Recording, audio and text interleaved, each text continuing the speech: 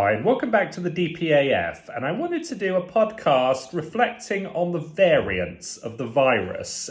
These seem to have disappeared out of the news over the past few weeks, and just wanted to quickly tackle the history of the variants, just so everyone is on the same page. And these things kicked off, just trying to think when they did now. It's certainly sort of early part of this year, and it all started with the Kent variant. There was debate around, should we lift lockdown, and we're getting out of lockdown, and lockdown doesn't need to go on forever, and it's all going to end soon. And then all of a sudden this Kent variant appeared. And of course the Kent variant presumably came from Kent or someone from Kent, and the intention was to sort of matriculate the virus into this never-ending thing. So you get over the virus with the vaccines, and then now we got the variants. And so it just prolongs the crisis into perpetuity, which is exactly what the government wants. And it all started off with the Kent variant. And the government was sort of saying,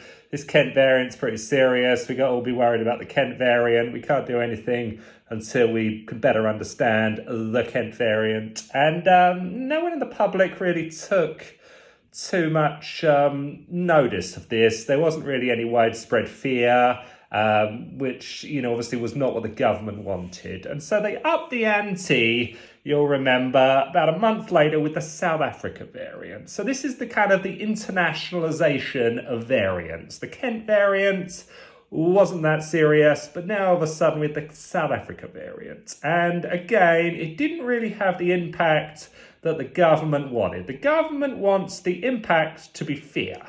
The government is focused on fear of the British people. Project Fear, terrify the people, keep them in perpetual fear, and just look for reasons to frighten them. And the South Africa variant, again, didn't really do the trick. And they tried a third time, as you'll remember, again, about a month later, with the Nepal variant. And this was presumably someone that either came from Nepal or came through a second country from Nepal. I don't know who's visiting Britain these days from Nepal, but this variant definitely came from Nepal.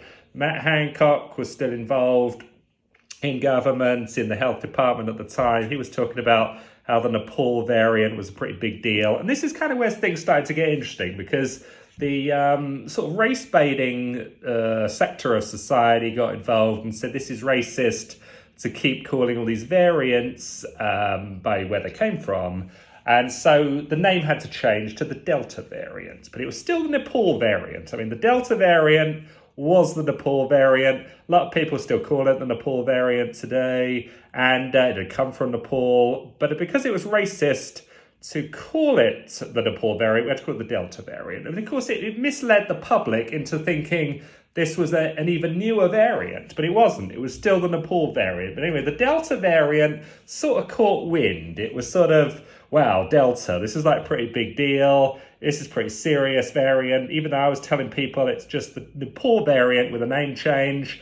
And this Delta variant sort of went global. I don't know if it went direct from Nepal to Britain, but of course, once the name had changed to Delta, instead of just being suppressed, kind of like the Kent and South Africa variants, this thing went international. And there were stories in the United States about how it was in 49 states out of 50, and it was in all sorts of other countries. And it was something that, had to be taken really, really seriously for all the people that hadn't taken the original coronavirus seriously. This offshoot was the real deal. And then for whatever reason, it sort of disappeared out of the news. There was this stuff going on about all the compulsory vaccines, also known as coerced vaccines. And, the government has sort of backed off of those. And it all sort of got backed off along with the Delta variant disappearing. And I don't know if you know any more about this Delta variant than I have communicated in this podcast, but it does seem surprising that this thing was sort of on a kind of like a runaway train, like a freight train moving around the world. It was in the 49 out of 50 states, having come, straight from London, and click your fingers, it's gone. So, I guess it just shows you maybe these variants are not that scary. After all, maybe this whole thing is not that scary after all. It's really just about the government looking to enhance their control over the population, enhance their authoritarianism over the population, reduce freedom, violate the English Bill of Rights at every turn, and it is totally and completely unlawful. And I wonder if the public inquiry is going to look into the fear-mongering of government, the Project Fear, the way we live in a state of fear, we have government by fear, and whether this is helping the Britain's mental health crisis, whether this is good for us. And I'm going to go out on a limb and make two predictions. One is that the public inquiry will not look into that, and that Project Fear and government by fear will continue. And the other thing is that the variants will come back, and I wanted to end this podcast by predicting the next variant name. And I think the British government is going to go back to bringing the variants closer to home again. And I'm going to predict that the next variant after Delta is going to be the Isle of Wight variant.